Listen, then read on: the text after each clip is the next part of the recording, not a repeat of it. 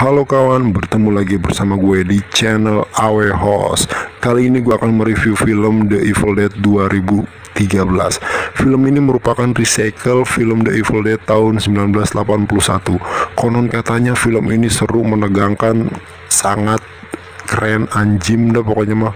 Gue penasaran, akhirnya gue coba tonton dan ternyata bener coy, mata gue nggak bisa kedip, pengennya nonton terus. Asli, kalau nggak percaya kita langsung ke alur ceritanya.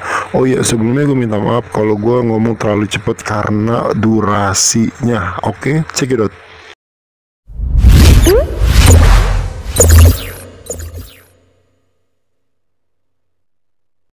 Film ini diawali oleh sebuah scene yang memperlihatkan seorang wanita yang dalam keadaan terluka, sedang berjalan di tengah hutan. Kemudian saat ia merasa ada seseorang yang mengikutinya, ia pun segera bersembunyi di balik pohon. Lalu tiba-tiba, sosok lelaki yang mengejarnya itu berhasil menangkapnya. Hingga pada akhirnya, kini wanita itu berada di dalam kabin untuk sebuah ritual. Dengan panduan dari sebuah buku, si emak lampir mulai mempersiapkan ritualnya. Lalu datang seorang pria yang ternyata adalah ayah dari wanita itu. Kemudian si ayah mengatakan bahwa anaknya itu telah membunuh ibunya, tapi si ayah tahu bahwa itu adalah kelakuan dari makhluk yang ada di dalam diri anaknya. Hingga pada akhirnya, ia melakukan ritual pemurnian jiwa dengan cara membakar anaknya sendiri sesuai dengan yang dituliskan di buku itu. Saat anaknya itu memohon untuk tidak membunuhnya, si ayah dengan bersedih terus melakukan persiapannya. Dirasa bujuk rayu tidak membuatnya luluh, tiba-tiba iblis dalam diri anaknya itu mulai menampakkan diri. Kemudian ia pun dibakar dan ditembak. Ya, hal itu adalah salah satu cara pemurnian untuk melepaskan anaknya dari belenggu setan di dalam tubuhnya, meski harus mengorbankan nyawa itu sendiri. Dan film The Evil Dead pun dimulai. Kemudian scene beralih ke beberapa waktu kemudian. Terlihat sebuah mobil tengah melakukan perjalanan menuju kabin di tengah hutan. Dalam rencananya, mereka akan mengisolasi seorang yang bernama Mia dari kecanduan narkoba. Singkat waktu, sesampainya di sana, seorang yang bernama David bersama kekasihnya disambut oleh teman-temannya yang sudah menunggu di tempat itu. Tak lama kemudian, David menemui adiknya yang bernama Mia. Mereka yang memang sudah lama tak bertemu akhirnya bisa bersama lagi di tempat milik orang tua mereka yang sudah meninggal. Dengan sedikit surprise, David memberikan kalung keberuntungan kepada adiknya itu. Lalu Mia mengatakan supaya David menemaninya sampai akhir di kabin itu. Kemudian dengan disaksikan oleh teman-temannya, Mia kini bersumpah untuk tidak lagi menggunakan barang haram yang selalu ia gunakan. Tak lama kemudian, mereka akhirnya memasuki kabin yang memang sudah tidak terurus itu. Saat berada di dalam, mereka melihat keadaan kabin yang berantakan dan melihat beberapa foto yang mengingatkan kakak adik ini dan ibu mereka yang telah meninggal. Singkat waktu, malam pun tiba. Mia yang lagi sakau terus mengatakan bahwa ia mencium bau di tempat itu. Semua temannya mengira penciumannya itu hanya karena ia sedang sakau saja. Hingga pada akhirnya, Olivia yang seorang perawat memberikannya obat penenang. Akan tetapi, ia terus saja mengatakan bahwa kamarnya itu tercium aroma busuk. Mereka semua mulai kebingungan, ada apa ini sebenarnya? Lalu tiba-tiba, anjing milik David seolah penasaran dengan apa yang ada di bawah karpet. Karena penasaran, David pun membukanya. Mereka pun kaget saat mengetahui ada banyak darah yang mengering di bawah karpet itu. Mereka akhirnya berusaha mencari tahu sumber bau busuk yang selalu Mia rasakan tadi. Saat berada di basement, mereka menemukan banyak bangkai kucing yang tergantung. Kemudian sebuah tiang dalam keadaan hangus terbakar. Dan tentu saja tempat itu adalah kabin yang dipakai untuk ritual pemurnian seperti di scene awal tadi. Akan tetapi mereka tidak mengetahuinya. Sampai pada akhirnya, seorang yang bernama Eric menemukan sebuah bungkusan hitam yang diikat dengan kawat berduri. Terlihat ia begitu penasaran dengan bungkusan itu. Lalu mereka pun membawa benda-benda yang ada di basement tersebut, seperti senjata dan bungkusan hitam tadi. Mia pun seperti mempunyai perasaan tidak enak mengenai hal itu, karena ia sepertinya lebih peka terhadap hal-hal aneh, seperti ketika ia mencium bau bangkai di dalam basement. Dan ia pun berkata, seharusnya kalian jangan mengambil benda-benda aneh yang berada di sana. Singkat waktu, dua temannya yang lagi menyiapkan makan tiba-tiba melihat Mia sedang hujan-hujanan gak jelas di luar. Mungkin karena ia ingin menghilangkan rasa sakau yang Mia rasakan dengan cara hujan-hujanan. Di sisi lain, Eric yang penasaran dengan bungkusan itu akhirnya membukanya. Hingga pada akhirnya, Eric mengetahui itu adalah sebuah buku. Kemudian saat membukanya, ia melihat simbol-simbol yang berhubungan dengan iblis dan ritual. Lalu ia menemukan sebuah perintah untuk tidak membaca beberapa tulisan yang terlihat sudah dicoret-coret. Akan tetapi, Eric malah penasaran dan berusaha untuk mengetahui tulisan tersebut. Hingga pada akhirnya tulisan itu terlihat dan bodohnya ia pun mengucapkannya. Astra. Lalu terlihat sesuatu yang aneh kini datang mendekati mereka, hingga pada akhirnya Eric membaca semua kata di buku itu yang terdengar seperti mantra. Anda.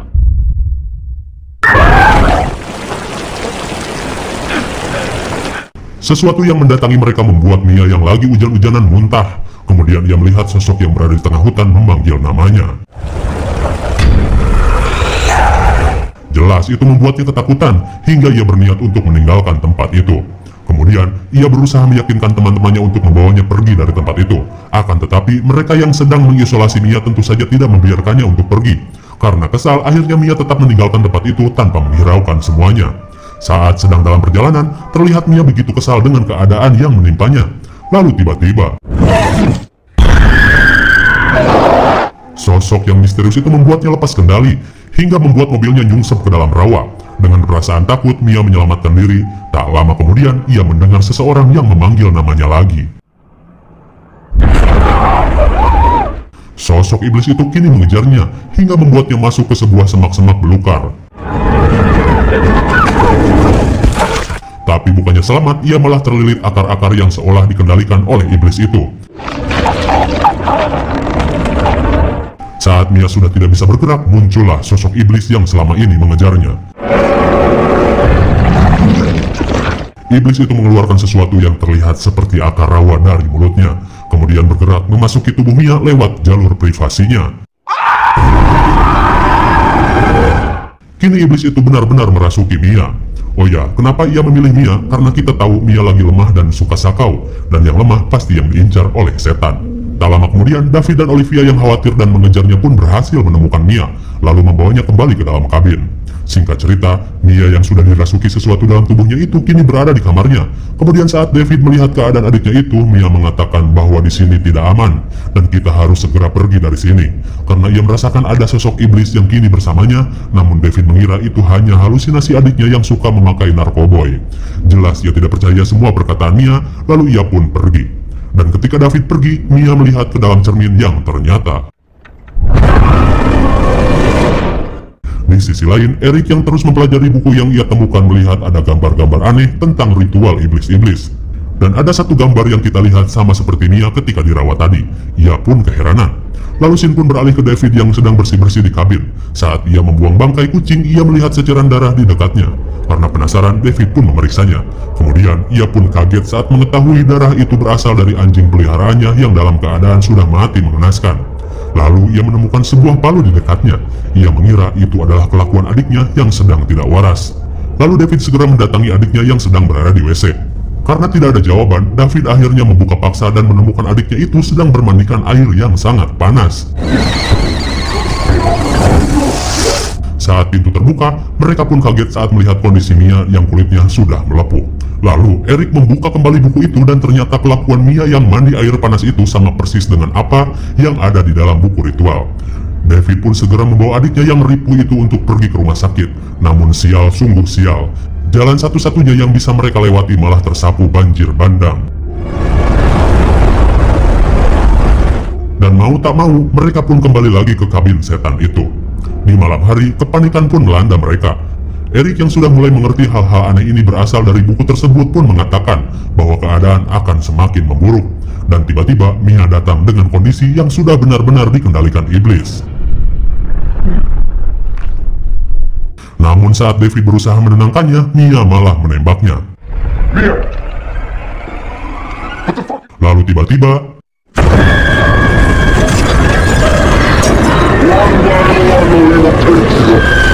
Mia pun berkata bahwa mereka semua akan mati malam ini juga. Lalu Mia pun pingsan. Melihat kesempatan itu, Olivia berusaha untuk menjauhkan senapan yang Mia gunakan. Akan tetapi,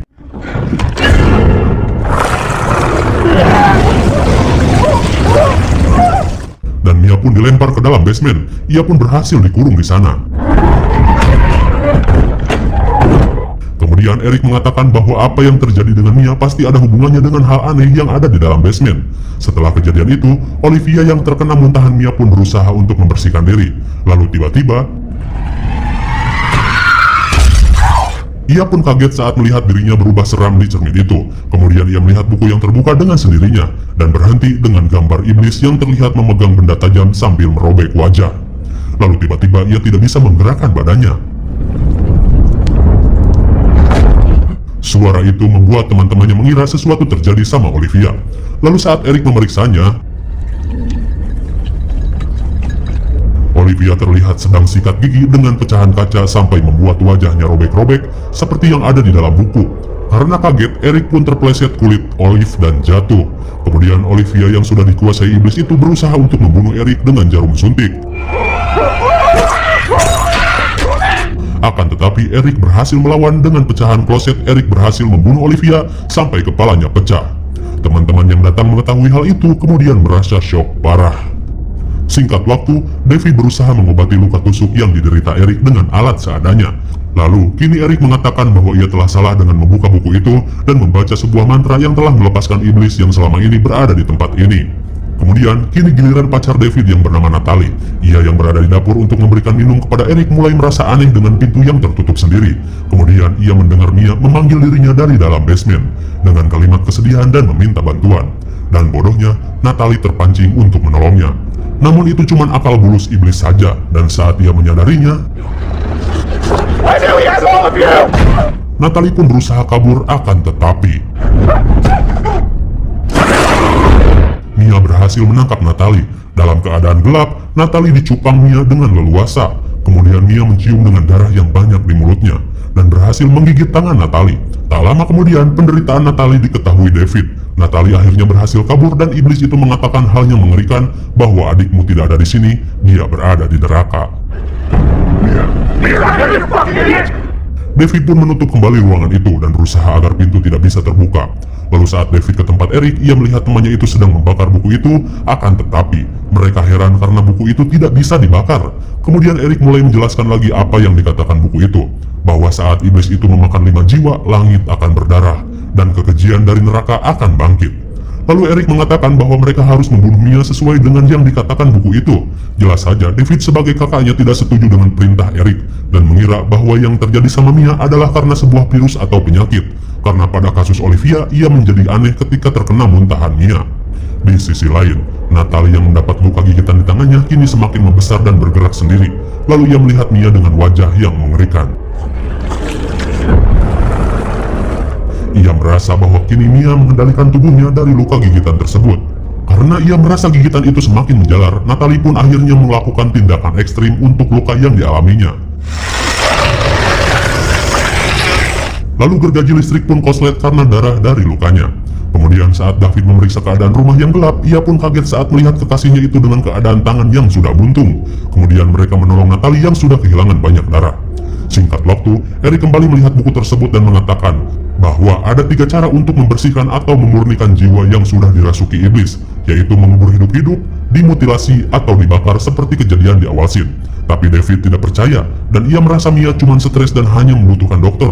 Eric bilang, gile aja lu, masa kejadian udah seperti ini masih gak percaya aja. Dan di tengah kecekcokan mereka, tiba-tiba ia tidak sadar Natalie yang sudah dipengaruhi iblis berada di belakangnya. Lalu mereka berdua sangat kewalahan menghadapi Natalie. Hingga pada akhirnya saat Natalie menghajar Eric dengan linggis, David pun menolongnya. David berhasil menghentikan aksi kekasihnya yang sudah jadi setan itu. Akan tetapi, saat Natalie sudah tidak bisa berbuat apa-apa, ia kembali ke jiwanya sebagai manusia. Kemudian Natalie pun tewas mengenaskan. Lalu, kali ini David akan membakar kabin seperti yang dikatakan Eric dan sudah mulai mempercayainya. Lalu saat semuanya sudah siap, Mia menyanyikan sebuah lagu kenangan mereka saat masih kecil berusaha menghentikan niatan David. Dan bodohnya, David malah terpengaruh dan membatalkan niatnya itu. Kemudian, David tiba-tiba mempunyai cara lain untuk melenyapkan iblis itu tanpa harus membuat adiknya mati. Semua peralatan yang dibutuhkan ia siapkan, dan rupanya David akan menggunakan cara kedua untuk memusnahkan iblis itu dengan cara menguburnya hidup-hidup. Lalu, ia berusaha untuk membawa adiknya yang masih berada di bawah kabin dengan cara dibius. Sesampainya di sana,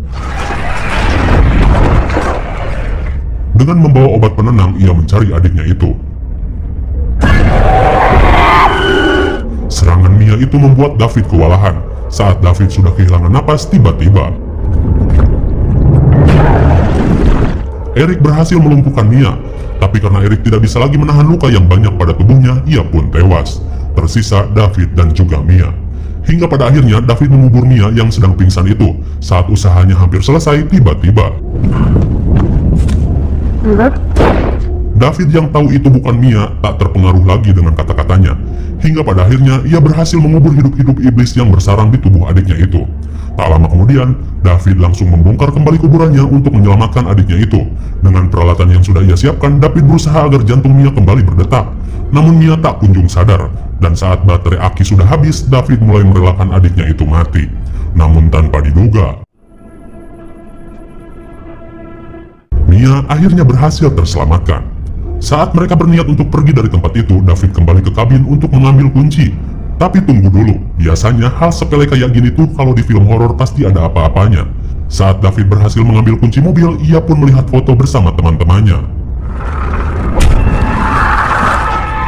Rupanya sebelum iblis itu mati dalam tubuh Mia, si iblis masuk ke dalam tubuh Eric dan menusuk leher David hingga terluka parah.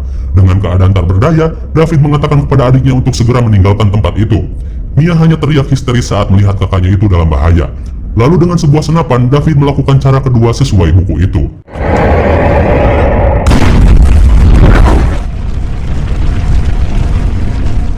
Tak lama setelah iblis itu terbakar, Mia menemukan sebuah kalung dari pemberian kakaknya itu. Lalu tiba-tiba, karena 5 korban sudah tewas, hujan darah pun benar-benar terjadi. Kini iblis itu pun benar-benar bangkit, sesuai dengan apa yang dituliskan dalam buku itu. Lalu tiba-tiba, iblis dalam wujud aslinya pun muncul dari tanah, seperti yang digambarkan oleh buku itu. Mia pun berusaha menyelamatkan diri sampai menuju ke sebuah gudang. Saat berada di sana, ia menemukan gergaji mesin yang akan ia gunakan untuk melawan iblis itu. Dan saat ia mengisi bahan bakarnya, tiba-tiba, dengan susah payah, Mia menghindari sabetan parang dari serangan iblis itu. Hingga pada akhirnya Mia berhasil melarikan diri dan bersembunyi di bawah mobil. Saat iblis itu mendekat, gergaji itu malah sulit untuk nyala. Tak lama kemudian akhirnya gergaji itu menyala. Iblis pun tidak bisa lagi berdiri dengan kaki yang terputus. Akan tetapi, perlawanan si iblis masih belum berakhir. Mia merasakan kesakitan setengah mati, namun karena Mia sudah muak dengan kelakuan iblis itu, akhirnya ia menarik paksa tangannya sampai terputus. Kemudian saat iblis itu mendekat, dengan tanpa Mia sadari, ia telah memutilasi iblis dengan cara yang disebutkan oleh buku itu. Dan kini sang iblis pun benar-benar mati, hingga hilang di telan bumi. Lalu, tak lama kemudian, pagi pun menjelang. Akhirnya Mia selamat dari kejadian mengerikan di kabin orang tuanya. Dan buku iblis itu pun siap dibaca lagi buat siapa saja yang menemukannya. Dan film The Evil Dead pun